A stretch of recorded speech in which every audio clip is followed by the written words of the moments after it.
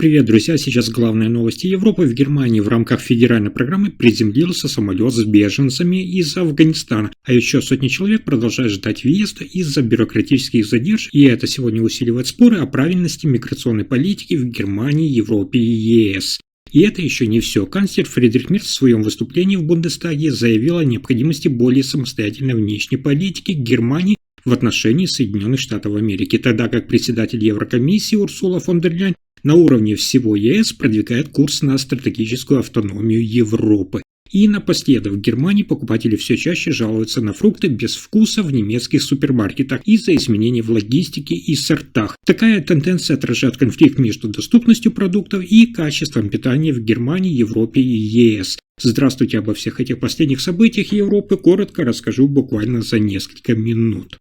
Итак, сегодня в Берлине приземлился очередной самолет в рамках федеральной программы приема беженцев, на этот раз из Афганистана. На борту было 46 человек, которых Германия согласилась принять по гуманитарным мотивам. Они прибыли в столицу, прошли первоначальные проверки властей и направлены в распределительные центры для дальнейшего размещения и оформления документов. Но это только часть истории. Я хочу вам для справки сказать, что сейчас примерно 350 человек все еще ждут въезда в Германию, хотя у них уже есть официальное приглашение по той же программе. Причина задержек – это ограниченные пропускные возможности консульских отделов, логистика и бюрократия на пересечении нескольких стран. Люди с подтвержденными документами из Дубая, Стамбула и Алма-Аты не могут вовремя попасть на борт, потому что визовые и административные процедуры не успевают за обещаниями политики. Для тех, кто уже в Германии, адаптация начинается с самых базовых вещей – оформление временного жилья, медицина, обучение языку, поиск работы. Сегодня в пересылке участвует Федеральное ведомство миграции и беженцев, службы социальной поддержки и земельные власти. Некоторые из новых жителей Германии долгое время находились в сложных условиях в Афганистане, так как их семьи сотрудничали с гуманитарными миссиями, неправительственными организациями или европейскими структурами. Они рассказывают, что переезд произошел в сжатые сроки, и многим пришлось оставить имущество по административным и организационным причинам. Напомню, что такие решения обсуждаются на фоне активной общественной дискуссии в Германии о миграционной политике. С одной стороны, федеральное правительство Мерца реализует программы переселения уязвимых категорий граждан и предлагает им возможность начать жить в новых условиях. С другой стороны, критики называют действия слишком медленными и недостаточными, особенно учитывая масштабы и ситуацию в Афганистане после ухода международных сил. Урсула фон дер Ляйен на уровне Европейского Союза продолжает говорить о необходимости солидарности между странами-членами и координации действий по миграции. Мы с вами неоднократно уже видели, как часто ее позиции подвергаются критике со стороны как правых, так и левых. Первые считают, что ЕС слишком мягко и открывает границы. Вторые, что Брюссель поддерживает распределение нагрузки на национальные системы слишком медленно. Поэтому такая разница в подходах делает общую европейскую стратегию миграции едва ли не самой сложной из всех политических задач Европейского Союза. Следующая новость имеет важное значение для Германии. На этой неделе канцлер Фридрих Мерц выступил с правительственной речью в Бундестаге, где подробно рассказал о том, как Германия будет выстраивать отношения с Соединенными Штатами Америки на фоне последних заявлений Дональда Трампа и угроз пошлин. Мерц подчеркнул, что Германия и Соединенные Штаты Америки – это союзники и партнеры, и отношения должны строиться именно на равных условиях, а не так, чтобы одна сторона навязывала другой свою волю. Он отметил, что Европа должна самостоятельно отстаивать свои интересы, сохраняя при этом стратегическую связь с Вашингтоном. Канцлер указал, что НАТО остается важной структурой европейской безопасности.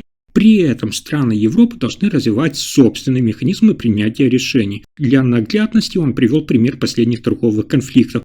То есть, когда Европа совсем недавно смогла добиться отмены угроз американских пошлин благодаря совместным действиям стран Европейского Союза. Мерц также упомянул участие немецких контингентов в международных программах сотрудничества. Он напомнил, что вклад Германии в международные структуры основан на работе тысяч специалистов, задействованных в обеспечении общественной стабильности в Европе. Внутри же страны реакция на речь Мерца разная. Оппозиция критикует его позицию, считая, что Германия слишком резко отдаляется от Соединенных Штатов Америки и рискует ослабить дипломатические связи. А вот сторонники более жесткой внешней политики приветствуют намерение Германии отстаивать собственные интересы и национальный суверенитет. Что же касается всего Европейского Союза, то Урсула фон дер Ляйен продолжает продвигать идею стратегической автономии Европы, усиления обороноспособности и независимости от внешних держав. Сегодня такие инициативы совпадают с новой линией Германии, о которой говорит Мерц.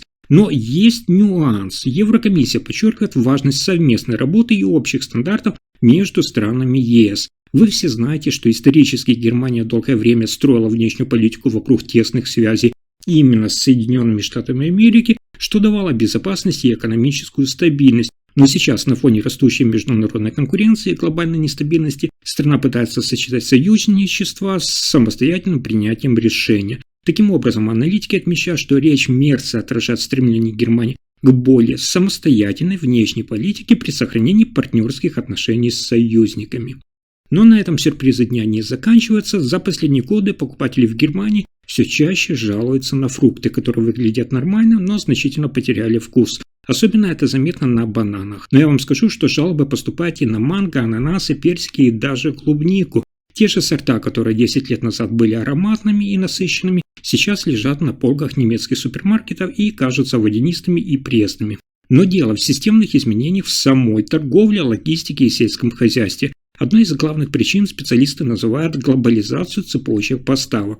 Напомню, что 10 лет назад бананы для немецких рынков чаще выращивали и собирали в оптимальной спелости в Центральной и Южной Америке, а транспортировка занимала меньше времени. Сейчас же поставки идут из более удаленных регионов, сроки транспортировки, соответственно, увеличились, а для сохранения внешнего вида фрукты собирать недозрелыми, чтобы они дольше не портились в пути.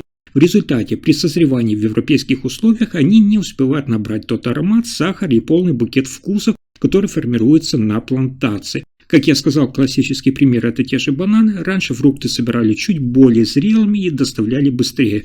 После длительного хранения на складах и в магазинах они все равно сохраняли привкус тепла и естественной сладости. Сегодня бананы срывают зелеными. Вы сами видели в магазинах эти ящики. Иногда держат на искусственном созревании, а затем отправляют на полки супермаркетов. Для покупателя они мягкие и желтые, но вкуса, как раньше, часто нет. Похожая история повторяется с другими импортными фруктами.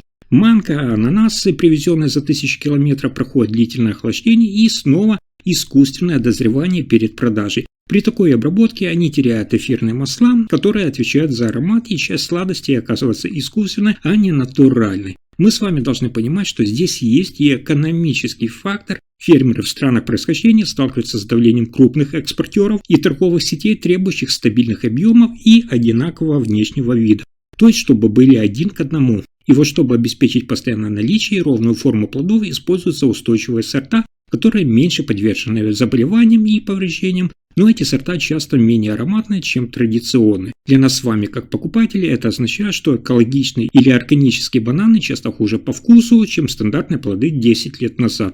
Люди, которые еще помнят те времена, вспоминают сегодня, что в прошлом бананы с органических плантаций пахли и были сладкими, а сегодня они часто не отличаются по вкусу от обычных.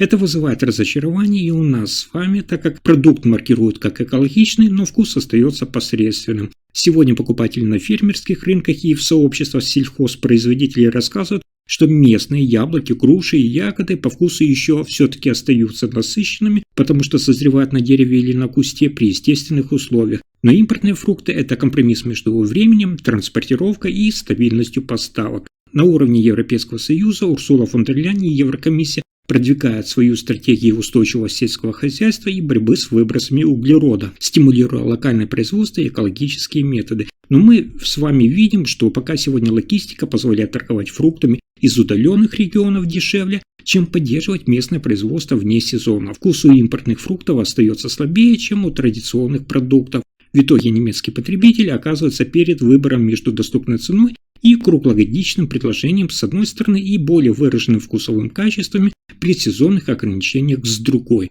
На этом пока все. Спасибо за просмотр.